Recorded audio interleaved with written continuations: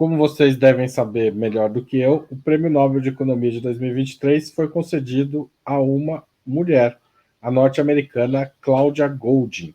Segundo a Academia Sueca, o prêmio foi conferido a ela, abre aspas, por ter avançado nossa compreensão dos resultados das mulheres no mercado de trabalho.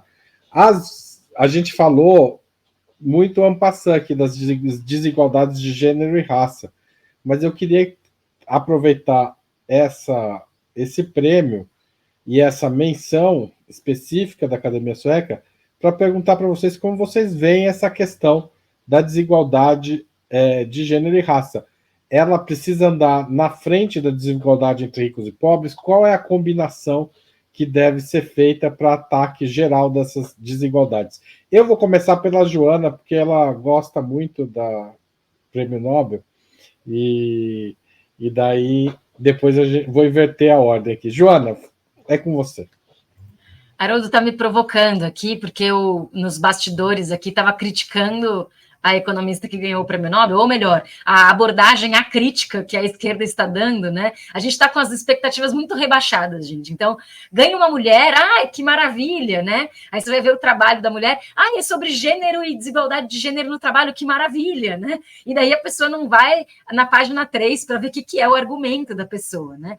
E o problema é que essa economista que ganhou o Prêmio Nobel, ela é uma economista neoliberal da Universidade de Chicago, ela é professora de Harvard, mas ela tem doutorado em Chicago, e ela tem um argumento absolutamente neoliberal sobre essa gender gap, né, sobre essa diferença de gêneros, né. O argumento dela, basicamente, repousa na ideia de que existem diferentes decisões de carreira tomadas por homens e mulheres, sendo que as mulheres, como elas têm filhos, e elas, em geral, são mais responsáveis pelos cuidados das crianças, acabam optando, escolhendo, com uma liberdade de escolha, que eu não sei onde ela encontrou, o que ela chama de flexible jobs, que são trabalhos que têm uma carga horária um pouco mais manejável, que você pode voltar mais cedo para casa, que você pode gastar mais tempo do seu dia cuidando das crianças, né? E que os homens, em geral, acabam optando por trabalhos que ela chama de greedy jobs, que são trabalhos ambiciosos, gananciosos. E esses trabalhos greedy jobs, que são muito ambiciosos, eles exigem muito mais tempo de dedicação fora de casa e eles também têm uma característica de quanto mais horas você trabalha, maior é a remuneração pela sua hora de trabalho. Né? Qual que é o problema dessa teoria? Ela vai explicar a desigualdade de gênero por isso. Porque os homens querem mais greedy jobs, as mulheres querem cuidar dos seus filhos e escolhem, então, flexible jobs. Qual que é o principal problema? Ela supõe a liberdade de escolha das pessoas sobre os empregos que elas têm, né? Numa perspectiva neoliberal de que os indivíduos são livres para realizar as escolhas de diferentes oportunidades que aparecem, né? E o outro problema é que, ela desconsidera as estruturas de poder. Então, por exemplo, ela acha que não é tão importante a questão do assédio sexual na economia, que as impedimentos e obstáculos que as mulheres encontram em função das violências de gênero no próprio ambiente de trabalho é uma questão residual, estatisticamente, né? Então, ela chega a essa conclusão, ela despreza ou minimiza o papel da violência de gênero nas carreiras das mulheres. E, para completar, quando perguntada sobre interseccionalidade, ela diz que não sabe falar sobre isso e que vai perguntar para uma doutoranda dela se ela pode fazer um trabalho sobre interseccionalidade, um modelo, né? Porque ela só trabalha com modelos estatísticos. Então, assim, essa pessoa está num polo oposto ao espectro político que a gente defende como esquerda marxista, né? E feminista, e ela está colocando em pauta um tema que as marxistas feministas estão a anos-luz de distância, na minha opinião, em termos de uma análise mais realista do que é a luta de classes em termos de gênero, né? Por exemplo, recomendando um livro. Então, não acho que vocês têm que perder tempo lendo a Prêmio Nobel. E lembrando que o Prêmio Nobel é um prêmio altamente enviesado, né? Sobretudo nessas áreas mais econômicas, e que vale muito a pena, sim, numa outra perspectiva da economia feminista, ler um livro absolutamente fundamental, básico da economia feminista, que é o ponto zero da revolução, da Silvia Federici. Essa é a minha outra recomendação de leitura. Então, se o Igor quiser colocar na tela aí, ponto zero da revolução é Marxismo Feminista, aula 1. Tá certo, obrigado, Joana. Passo para Juliane.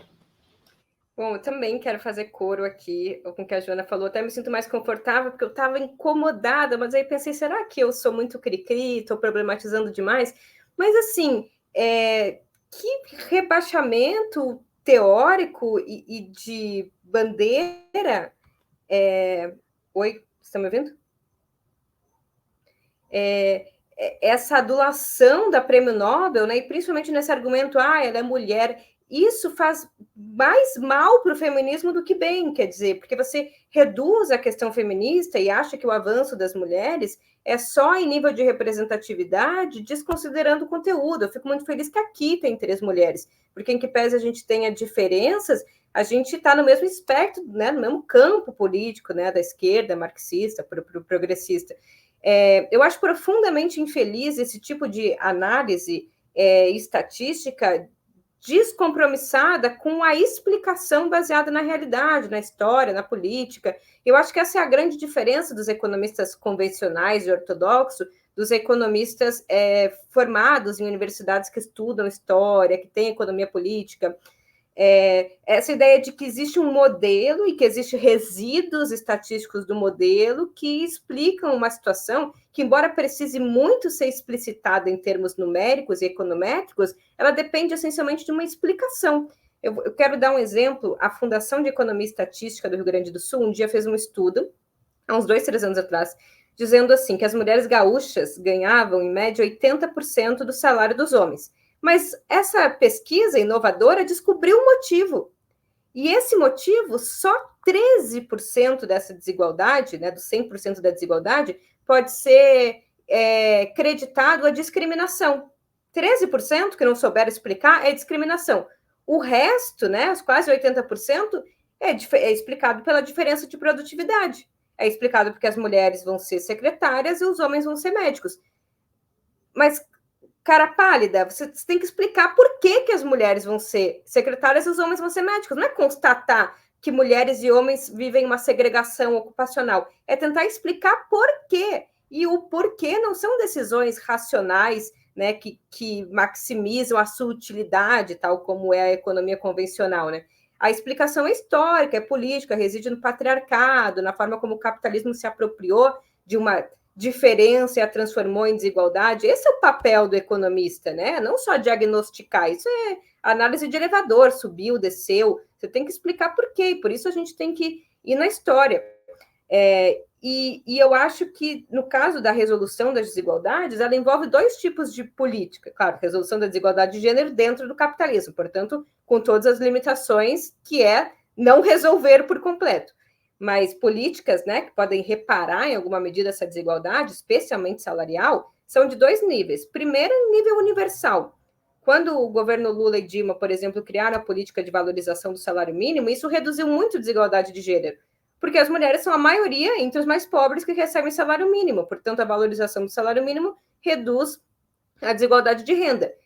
Mas mais do que políticas universais, precisa de políticas universais, né? Salário mínimo, crescimento, educação, saúde, assistência social. Você também precisa de políticas setoriais ou específicas, né? Só as universais não dão conta de uma particularidade que envolve a dimensão da violência, que envolve ações afirmativas, que envolve uma série de outro conjunto de políticas. Então, acho que esses 2 olhares, nem a política focalizada, né, em programas sociais específicos para mulheres, continuando uma economia neoliberal baseada na privatização dos serviços, redução dos salários, mas nem também só políticas universais, porque elas nunca vão dar conta da particularidade, que é, sobretudo, a sobrecarga de trabalho. O problema das famílias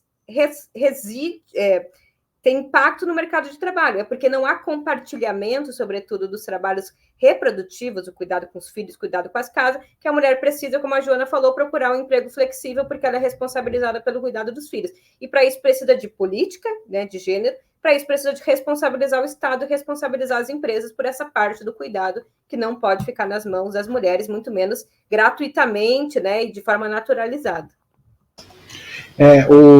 eu vou chamar na tela aqui a segunda sugestão de leitura da Joana, o ponto zero, trabalho doméstico, reprodução e luta feminista, o ponto zero da revolução, da Silvia Federici.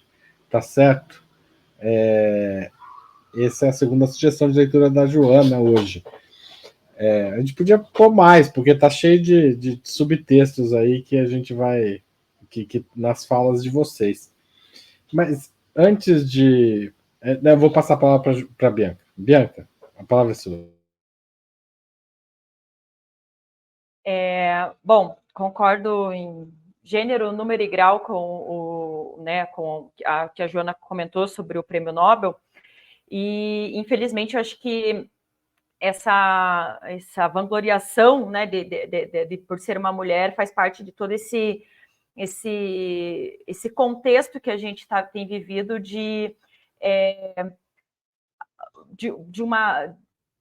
do feminismo liberal, né, por assim se dizer, que valoriza o que vem de uma mulher só por ser de uma mulher, sem qualificar esse trabalho de fato, né? E a ironia da questão é que justamente o trabalho que essa mulher faz tem, né, que a Prêmio Nobel realiza, ele tem um problema, né, que é justamente, por exemplo, desconsiderar a história, simples assim, né? De que, por exemplo, foi negado historicamente às mulheres brancas, estou aqui colocando só as mulheres brancas no primeiro momento, num contexto europeu ali, a participação em diversos cursos, em diversas formações, né, acadêmicas e profissionais.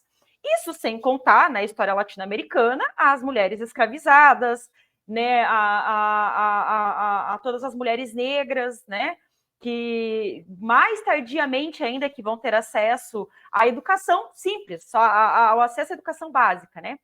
Então, de fato, é um estudo bastante raso, extremamente raso, e também deixo aqui como sugestão de leitura, aqui daí uma sugestão nacional, que é a Lélia Gonzalez, né?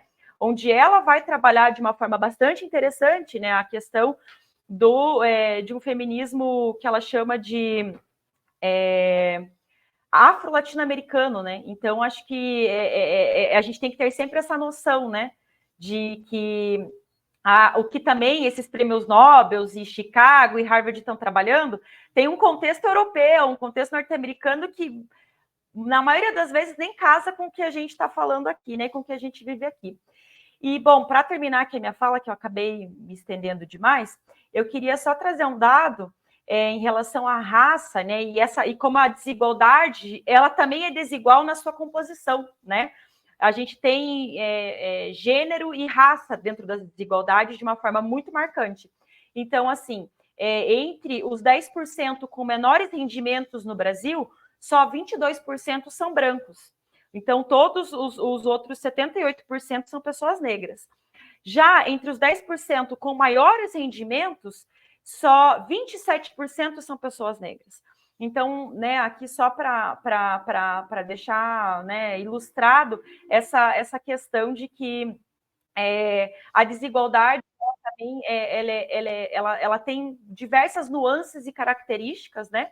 E que a gente tem que entender muito bem isso para não sair falando, né, coisas muito rasas, né, análises muito rasas, sem trazer a importância de entender que a classe trabalhadora ela é totalmente diversa e a desigualdade afeta muito diferentemente as pessoas.